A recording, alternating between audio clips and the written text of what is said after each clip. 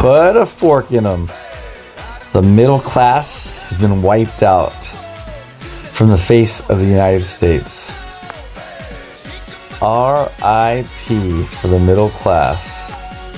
It takes $300,000 of income now to actually be considered middle class in San Francisco, California.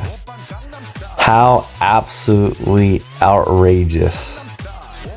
53 million Americans are now low-wage workers in the United States. That means they only make $15,000 to $20,000 per year. Where in the hell on earth in the United States of America, through the 50 states, can you survive on $15,000 a year? I would reckon nowhere. It's just a catastrophe. 78% of Americans now live paycheck to paycheck.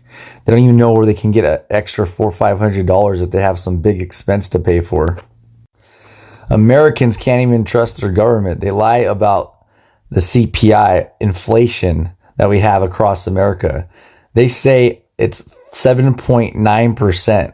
But if you look at the old way of how they computed it, and you look at a website called Shadow Stats, the real inflation rate, how it was recorded before in the 1990s, shows inflation's actually at 16%. So unless you're making a 16% raise on your income this year, you're falling way behind inflation. The U.S. leads all developed countries in childhood poverty at over 20% of children. That's like shameful. Medical expenses now compose of 33% of consumer spending. That number in 1980 was only 9%. It's no wonder so many Americans are scared to have kids these days because they can't afford them.